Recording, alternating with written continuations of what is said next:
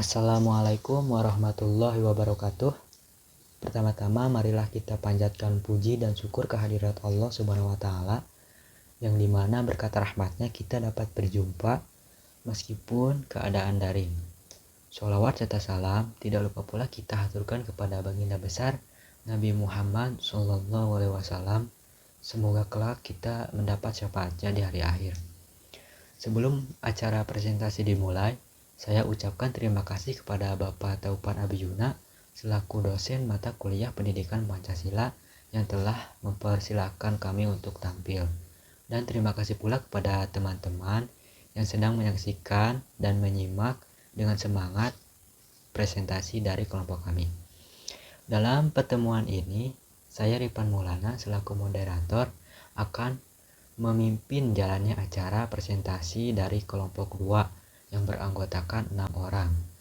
Di antaranya Wulan Sari dengan NPM 215009096, lalu Rai Purnama Wandira dengan NPM 215009501, lalu Ismi Fauzan dengan NPM 215009511, lalu Silmi Hoeriyah dengan NPM 215009516, lalu Khairan Sultan Fauzan dengan NPM 215009005, dan Ripan Maulana dengan NPM 215009033. Dan masing-masing orang tersebut akan menyampaikan materinya tersendiri. Nah, untuk materi yang pertama akan disampaikan oleh Wulan Sari. Kepadanya saya persilahkan. Saya Wulan Sari. Di sini saya akan menjelaskan mengenai hubungan antara teks proklamasi dengan Undang-Undang Dasar 1945. Teks proklamasi yang dibacakan oleh Soekarno pada tanggal 17 Agustus 1945 merupakan sarana, isi, dan arti yang pada intinya memuat dua hal, yaitu pernyataan kemerdekaan oleh bangsa Indonesia sendiri, baik pada dirinya maupun pada dunia luar. Dan yang kedua adalah terkait tindakan-tindakan yang harus segera dilakukan setelah pernyataan kemerdekaan itu. Di dalam pembukaan Undang-Undang Dasar 1945 terdapat pernyataan kemerdekaan pada alinea ketiga. Dari situ kita bisa menentukan letak dan sifat hubungan antara proklamasi dan Undang-Undang Dasar ini. Yang pertama adalah dinyatakannya kembali pernyataan kemerdekaan pada alinea ketiga. Itu menunjukkan bahwasannya antara proklamasi dengan pembukaan Undang-Undang Dasar 1945 merupakan suatu yang tidak bisa dipisahkan. Yang kedua adalah ditetapkannya pembukaan pada 18 Agustus 1945 bersamaan dengan ditetapkannya Undang-Undang Dasar, Presiden serta wakilnya merupakan realisasi dari proklamasi bagian kedua.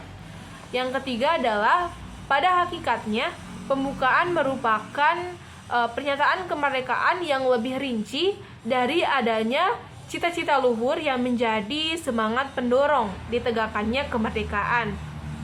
Sehingga dapat disimpulkan bahwasannya sifat antara hubungan proklamasi dengan pembukaan Undang-Undang Dasar 1945 itu bersifat menjelaskan, menegaskan, dan mempertanggungjawabkan proklamasi kemerdekaan 17 Agustus 1945.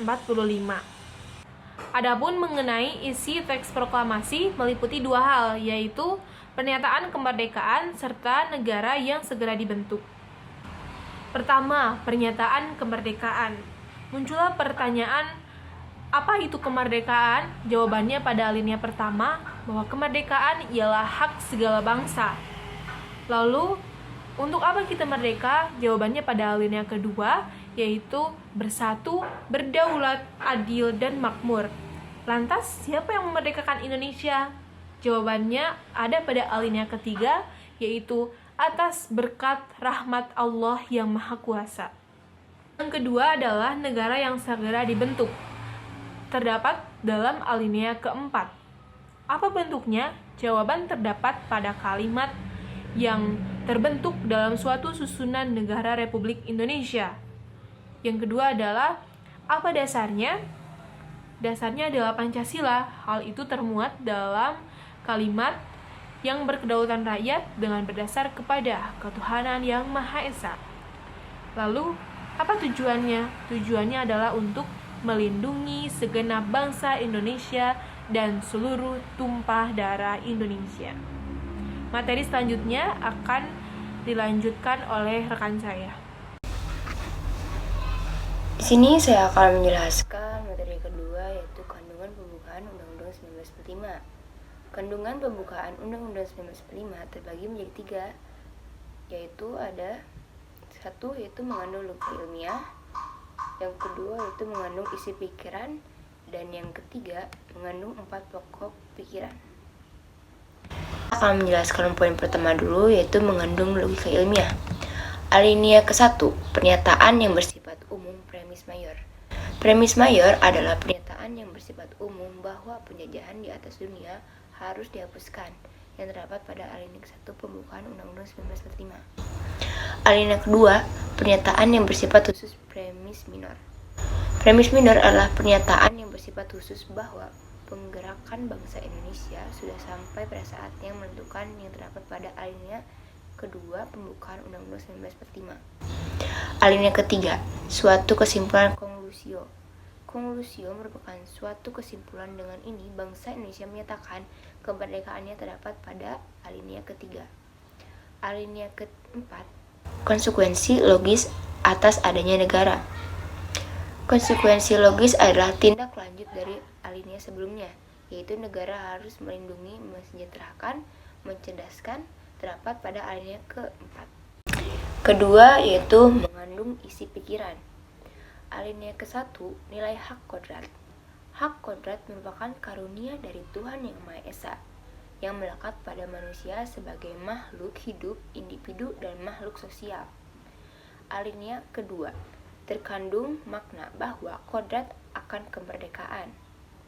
Jadi, untuk merealisasikannya, perjuangan dalam suatu cita-cita bangsa dan negara yang merdeka, bersatu, berdaulat, adil, dan makmur. Alinea ketiga, nilai religius dan nilai moral. Pengakuan ini religius, yaitu pernyataan atas berkat rahmat Allah yang Maha Kuasa.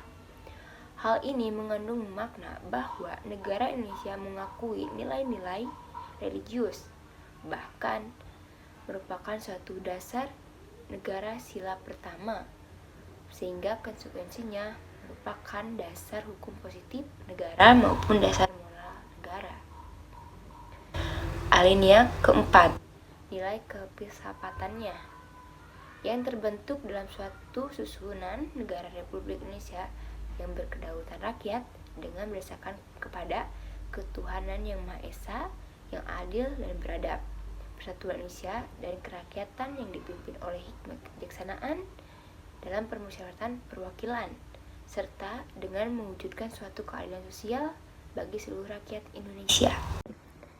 Terakhir, poin ketiga yaitu mengandung 4 pokok pikiran. Pokok pikiran pertama yaitu menyatakan bahwa negara Indonesia adalah negara persatuan. Maksudnya yaitu negara yang melindungi segenap bangsa dan seluruh tumpah darah Indonesia, mengatasi segala paham golongan maupun perseorangan. Pokok pikiran kedua menyatakan bahwa negara hendak mewujudkan suatu keadilan sosial bagi seluruh rakyat Indonesia. Dalam hal ini, negara berkewajiban mewujudkan kesejahteraan umum bagi seluruh warga negara, mencerdaskan kehidupan bangsa, dan ikut melaksanakan ketertiban dunia yang berdasarkan perdamaian abadi dan keadilan sosial. Pokok pikiran ketiga menyatakan bahwa negara berkedaulatan rakyat. Berdasarkan atas kerakyatan dan permusyawaratan perwakilan, hal tersebut membuktikan bahwa negara Indonesia adalah negara yang demokratis, yaitu kedaulatan berada di tangan rakyat. Pokok pikiran keempat menyatakan bahwa negara berdasarkan atas ketuhanan yang Maha Esa menurut dasar kemanusiaan yang adil dan beradab. Hal ini mengandung arti bahwa negara Indonesia menjunjung tinggi keberadaan semua agama dalam pergaulan hidup di negara Indonesia. Sekian dari saya. Selanjutnya akan dilanjutkan oleh rekan saya. C. Fungsi dan kedudukan Pancasila. 1. Kedudukan sebagai sumber tertib hukum. Pancasila merupakan sumber dari segala sumber hukum di Indonesia. Pada alinea keempat, pembukaan Undang-Undang Dasar 1945 terdapat unsur yang menurut ilmu hukum disebut strict order atau legal order, yaitu kebulatan dan keseluruhan peraturan-peraturan hukum yang meliputi 4 hal. Pertama, adanya kesatuan subjek, yaitu penguasa yang mengadakan peraturan hukum dipenuhi dengan adanya pemerintahan Republik Indonesia. Kedua, adanya kesatuan asas kerohanian yang merupakan suatu dasar dari keseluruhan peraturan-peraturan hukum dipenuhi oleh adanya dasar filsafat negara yaitu Pancasila. Ketiga, adanya kesatuan daerah, di mana peraturan-peraturan hukum itu berlaku terpenuhi oleh kalimat seluruh tumpah darah Indonesia. Dan keempat, adanya kesatuan waktu, di mana seluruh peraturan-peraturan hukum itu berlaku. Hal ini terpenuhi dengan kalimat, maka disusunlah kemerdekaan kebangsaan Indonesia itu dalam suatu Undang-Undang Dasar Negara Indonesia. Hal ini menunjukkan bahwa sejak berdirinya negara Republik Indonesia yang disertai dengan tertib hukum sampai seterusnya selama kelangsungan hidup negara Republik Indonesia. Kedua, fungsi pembukaan Undang-Undang Dasar 1945. Syarat-syarat sebagai fundamental norm dapat dilihat dari segi 1. Dalam hal-hal terjadinya ditentukan oleh pembentuk negara dan terjemah dalam suatu bentuk serta dinyatakan dalam suatu lahir atau diijab kabulkan sebagai penjelmaan kehendak pembentukan negara untuk menjadikan hal-hal tertentu sebagai dasar negara yang dibentuknya. Kedua, dalam hal isi memuat dasar-dasar negara. Dalam hal isinya, memuat dasar-dasar pokok negara sebagai berikut. A. Dasar tujuan negara, yaitu ada 2, tujuan umum dan tujuan khusus. Untuk tujuan umumnya terletak pada Undang-Undang Dasar, yaitu pada kalimat ikut melaksanakan ketertiban dunia yang berdasarkan kemerdekaan, perdamaian abadi, dan keadilan sosial. Hal ini menunjukkan hubungan politik Indonesia yang bebas aktif. Lalu untuk tujuan khususnya terdapat pada kalimat memajukan kesejahteraan umum dan mencerdaskan kehidupan bangsa. Hal ini menggambarkan bahwa Indonesia adalah negara hukum yang material. B. Ketentuan diadakannya Undang-Undang Dasar. Terdapat pada kalimat, maka disusunlah kemerdekaan kebangsaan Indonesia itu dalam suatu Undang-Undang Dasar Negara Indonesia yang terbentuk dalam suatu susunan negara Indonesia. C. Bentuk negara. Untuk bentuk negara terdapat pada kalimat yang terbentuk dalam suatu susunan negara Indonesia yang berkedaulatan rakyat. Jadi bentuk negara Indonesia adalah negara dengan berkedaulatan rakyat. D. Dasar filsafat negara atau asas kerohanian negara. Terdapat pada kalimat dengan berdasar kepada ketuhanan yang Maha Esa, kemanusiaan yang adil dan beradab, persatuan Indonesia dan kerakyatan yang dipimpin oleh hikmat kebijaksanaan dalam permusyawaratan perwakilan. Untuk materi selanjutnya akan disampaikan oleh rekan saya. Materi selanjutnya yaitu bukti Pancasila sebagai dasar negara. Bukti Pancasila sebagai dasar negara karena Pancasila terdapat dalam pembukaan Undang-Undang Dasar 1945. Apapun yang tercantum dalam pembukaan akan menjadi dasar bagi negara, karena setiap pembukaan Undang-Undang Dasar 1945 di Indonesia atau di negara manapun adalah merupakan norma dasar atau kaidah fundamental norm. Fundamental norm itu sendiri yaitu norma yang merupakan dasar bagi pembentukan konstitusi. Ia ada terlebih dahulu sebelum adanya konstitusi. Pancasila sebagai stats fundamental norm diletakkan sebagai dasar asas dalam mendirikan negara, maka tidak dapat dirubah. Untuk memposisikan Pancasila sebagai dasar negara, menurut Trianto diperlukan beberapa langkah. Yang pertama, mengakui dan melaksanakan jaminan hak asasi manusia dan warga negara.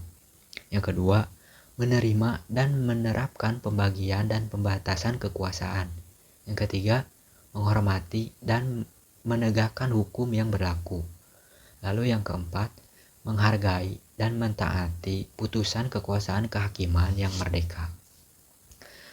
Jaminan yang disebutkan tadi yaitu jaminan atas hak memeluk agama, jaminan untuk memiliki persamaan derajat, jaminan untuk hidup merdeka, jaminan untuk hak partisipasi masyarakat, dan jaminan atas HAM dalam sila kelima.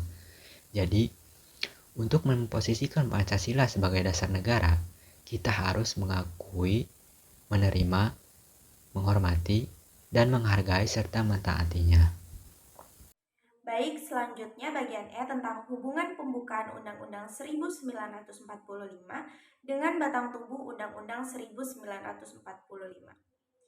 Bagian pertama, kedua, dan ketiga tidak mempunyai hubungan secara kasual organis dengan batang tubuh Undang-Undang 1945, sedangkan bagian keempat ini mempunyai hubungan kasual organis dengan batang tubuh UUD 1945 yang mencakup beberapa aspek. Yang pertama itu, undang-undang ditetapkan akan ada. Yang kedua, hal yang diatur dalam Undang-Undang Dasar ini adalah tentang pembentukan pemerintahan negara yang memenuhi persyaratan dan juga meliputi segala asas penyelenggaraan negara. Yang ketiga, negara Indonesia ini berbentuk republik yang berkedaulatan rakyat. Dan yang terakhir adalah ditetapkan dasar kerohanian negara atau dasar filsafat negara, yaitu Pancasila. Poin pertama, pokok pikiran pembukaan dasar UUD 1945 bahwa suasana kebatinan tidak lain dijiwai atau bersumber dari filsafat negara, yaitu Pancasila. Jadi, pembukaan UUD 1945 ini meliputi nuansa kebatinan untuk mewujudkan cita-cita hukum yang menguasai hukum tertulis ataupun tidak tertulis. Dapat disimpulkan bahwa pembukaan UUD 1945 ini bersumber dari filsafat negara, yaitu Pancasila. Poin kedua, hubungan antara pembukaan Undang-Undang 1945 dengan batang tubuh Undang-Undang 1945 menempatkan pada pembukaan alinea keempat. Kenapa pada alinea keempat? Karena pada alinea keempat itu terdapat filsafat negara, yaitu Pancasila. Nah, pada poin selanjutnya dijelaskan kaitan Pancasila dengan Undang-Undang Dasar 1945 secara prinsip bahwa Pancasila ini merupakan dasar negara yang sifatnya permanen. Jadi, Pancasila mempunyai nilai-nilai dasar yang sifatnya permanen atau fundamental. Untuk mengimplementasikan nilai-nilai dasar Pancasila yang bersifat fundamental ke dalam kehidupan praksis bernegara, dibutuhkan nilai-nilai yang instrumental. Adapun nilai-nilai instrumental itu terdapat pada Undang-Undang Dasar 1945. Jadi dapat disimpulkan bahwa pembukaan Undang-Undang Dasar 1945, Pancasila, dan juga pasal-pasal dalam UUD 1945 itu berbeda. Selanjutnya, penjabaran nilai sila Pancasila ke dalam pasal. Nilai sila ke-1 mempunyai pokok pikiran keempat yang terdapat pada pasal 28E ayat 1, pasal 29, dan pasal-pasal lainnya. Nilai sila kedua mempunyai pokok pikiran kedua yang terdapat pada pasal 1 ayat 3, pasal 26 ayat 1 dan 2, pasal 27 ayat 1 dan 2, pasal 28 A, B, C, D, F, dan J, dan pasal-pasal lainnya.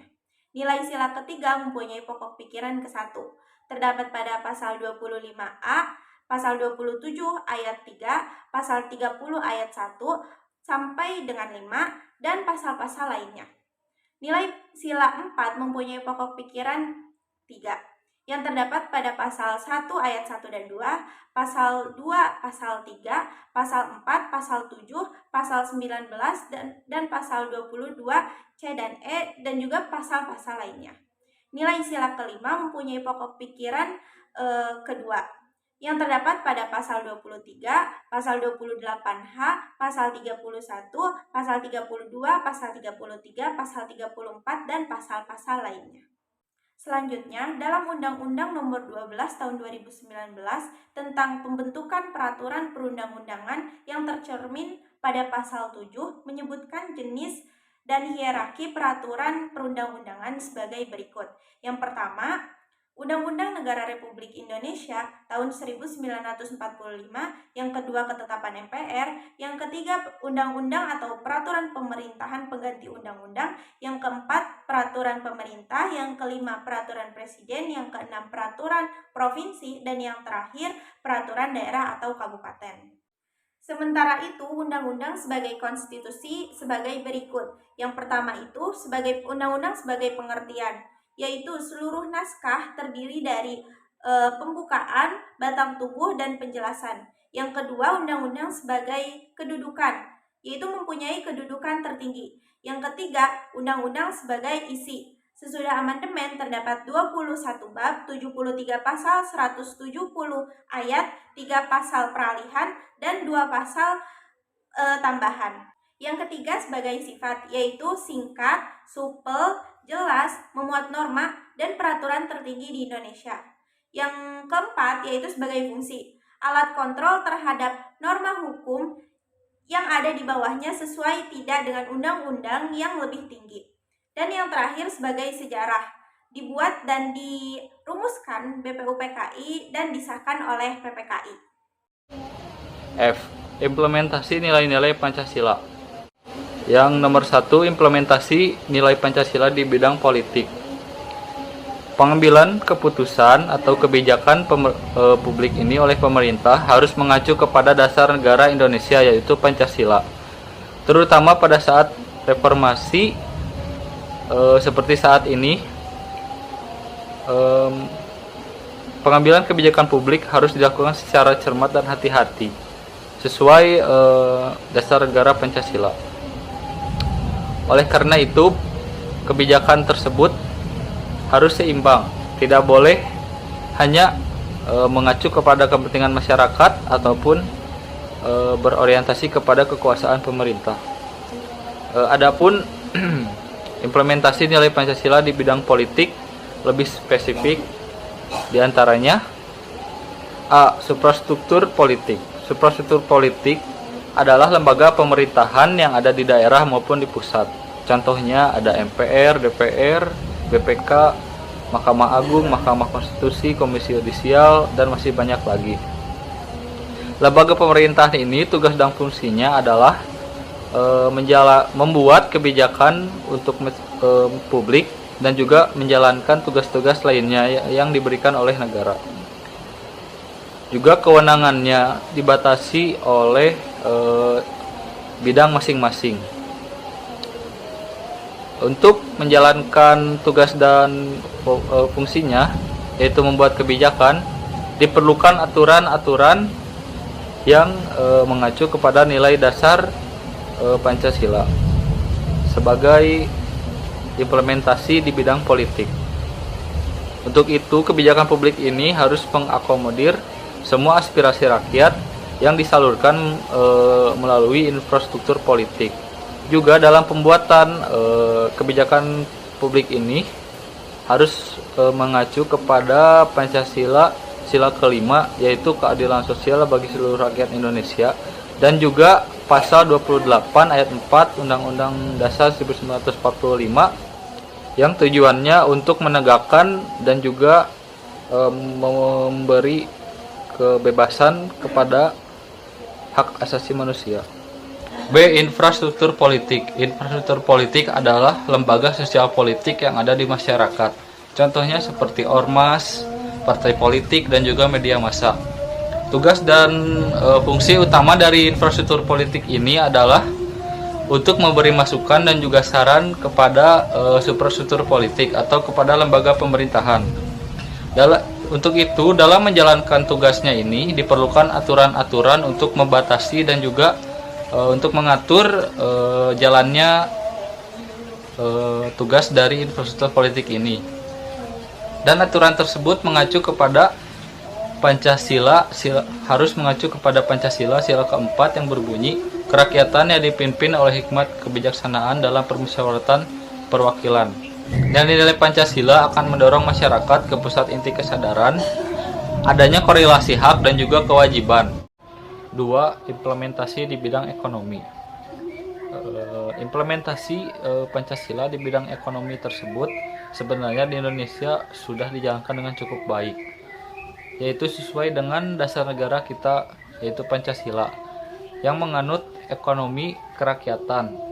Artinya perekonomian tersebut dijalankan atas kepentingan masyarakat luas dan juga sesuai dengan persetujuan bersama.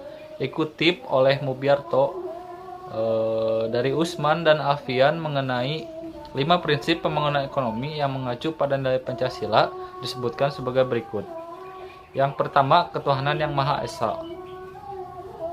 Roda perekonomian Indonesia ini digerakkan oleh pemikiran atau ideologi yang mengacu kepada nilai sosial, rangsangan ekonomi, dan juga moral.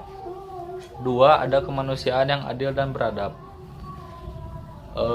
Ada kehendak dari seluruh masyarakat untuk mewujudkan pemerataan sosial ekonomi sesuai asas kemanusiaan. Yang ketiga, ada persatuan Indonesia. Kebijaksanaan prioritas adalah pembangunan ekonomi sosial yang tangguh. Hal ini yang menjadi pertama munculnya rasa nasionalisme dan kebijaksanaan dalam ekonomi. Lalu yang keempat, ada kerakyatan dipimpin oleh hikmat kebijaksanaan dalam permusyawaratan perwakilan. Artinya koperasi merupakan bentuk saling konkret dari usaha bersama. Jadi contohnya dari poin nomor 4 ini, yaitu koperasi, karena koperasi ini sistemnya merupakan bentuk dari usaha bersama. Lalu ada poin kelima, adalah keadilan sosial bagi seluruh rakyat Indonesia, yang implementasinya adanya keseimbangan yang tegas dan jelas secara tingkat nasional dan daerah dalam hal ekonomi. Artinya dalam hal ekonomi sekarang untuk tingkat daerah maupun pusat ibu kota negara sudah cukup merata ya, walaupun ada beberapa daerah pelosok yang belum mendapatkan pemerataan dalam hal ekonomi. Nomor 3 adalah implementasi dalam bidang sosial budaya. Strategi pemerintah Indonesia dalam membangun persatuan dan kesatuan yang mengacu pada nilai sosial budaya sebenarnya sudah tertuang dalam Undang-Undang Dasar seperti pada pasal 31 ayat 5, pasal 32 ayat 1, dan ayat 2 Undang-Undang Dasar 1945. Intinya adalah Indonesia ingin menargetkan masyarakatnya atau negaranya menjadi negara yang cerdas dalam hal ilmu pengetahuan yang ditunjang oleh teknologi yang canggih dan juga teknologi maju, tetapi juga menjunjung tinggi nilai-nilai moral seperti nilai keagamaan, nilai kesusilaan, nilai sosial, nilai adat, dan juga budaya lokal. Juga masyarakat Indonesia ini diberi kebebasan dalam memeluk agama dan juga menjalankan adat kebiasaan dari budaya lokal masing-masing. Dan juga budaya lokal, agama maupun adat kebiasaan tersebut dijamin oleh negara dan juga diberi hak perlindungan oleh negara. Jadi mau adat apapun atau budaya apapun, agama apapun, bebas dan juga dijamin oleh negara untuk melaksanakan ritual-ritual agama atau dari budaya masing-masing. Juga untuk lebih detailnya bisa dilihat dalam poin-poin berikut. Poin ke-1, ketuhanan yang Maha Esa. Artinya negara kita tidak boleh meniadakan keberadaan Tuhan yang Maha Esa, dan semua masyarakat diwajibkan memeluk agama yang diakui oleh negara. Poin 2, kemanusiaan yang adil dan beradab. Implementasinya merupakan norma untuk menilai apapun menyangkut hal-hal yang berhubungan dengan moral-moral, nilai-nilai kemanusiaan atau perilaku sesama manusia yang dimulai dengan kesadaran akan memiliki derajat yang sama. Jadi simpelnya poin kedua ini membahas atau mengimplementasikan norma yang menilai kesamaan derajat manusia di mata Tuhan. Poin ketiga ada persatuan Indonesia. Sila ini mengandung makna persatuan kesatuan dalam arti ideologis, politik, sosial budaya, dan keamanan. Jadi tidak dibedakan oleh ras, suku, ataupun ritual adat suatu budaya atau suatu daerah. Poin keempat yaitu kerakyatan yang dipimpin oleh hikmat kebijaksanaan dalam permusyawaratan perwakilan. Artinya, diakui negara ini menganut sistem demokrasi yang bersumber pada nilai-nilai kehidupan dan juga kemanusiaan yang menjunjung tinggi nilai budaya bangsa Indonesia. Poin kelima ada keadilan sosial bagi seluruh rakyat Indonesia. Hal ini mencakup keadilan manusia dalam berkehidupan di segala bidang, baik material maupun spiritual. Jadi untuk kehidupan material, negara Indonesia ini memberi kebebasan berkehidupan. Untuk meluk agama pun negara Indonesia memberi kebebasan asalkan agama tersebut diakui oleh negara. Yang terakhir atau nomor 4 ada implementasi di bidang pertahanan dan keamanan. Pembahasan mengenai implementasi ini sebenarnya sudah ada ketentuannya dalam pasal 27 ayat 3 Undang-Undang 1945 yang bunyinya setiap warga negara berhak dan wajib ikut serta dalam upaya bela negara. Namun untuk penjelasan implementasi yang lebih detail dijelaskan dalam materi yang akan saya sampaikan ini. Sebenarnya sebagai warga negara yang baik, upaya bela negara bukan hanya mengangkat senjata ataupun bukan hanya berperang melawan penjajah seperti itu. Namun juga dilihat dari kewajiban kita sebagai masyarakat Indonesia, apa kontribusi kita kepada negara yang telah diberikan. Jangan kita hanya menuntut hak saja, tetapi juga kita harus menjalankan kewajiban kepada negara. Dan juga menjalankan kewajiban kepada negara itu bentuknya seperti kita memberikan suatu kehormatan kepada bangsa Indonesia. Jadi masyarakat yang menjalankan kewajiban sesuai dengan porsinya masing-masing, tidak berlebihan ataupun tidak kurang, itu sama saja kita menghormati bangsa kita. Nah, berbanding terbalik jika ada masyarakat yang tidak menjalankan kewajibannya, berarti masyarakat tersebut tidak memberi penghormatan atau tidak menghormati bangsa Indonesia. Bela negara dapat didefinisikan sebagai kecintaan warga negara terhadap negara Indonesia dan menjaga kelangsungan hidup bangsa dan negara berdasarkan Pancasila guna mencapai tujuan nasional. Jadi menjalankan kewajiban dan juga memenuhi hak itu ada korelasi yang sangat penting bagi masyarakat Indonesia ataupun masyarakat seluruh dunia menurut saya. Karena dua hal tersebut bila dijalankan secara seimbang dan juga berbanding lurus, kita menjalankan kewajiban lalu kita juga mendapatkan hak, tentu itu akan menimbulkan kehidupan yang harmonis, seimbang, dan juga berdampak kepada masyarakat luas atau mungkin tujuan nasional itu akan lebih cepat terlaksana bila kita melaksanakan kewajiban dan juga memperoleh hak sesuai porsi masing-masing. Sekian presentasi dari kelompok kami.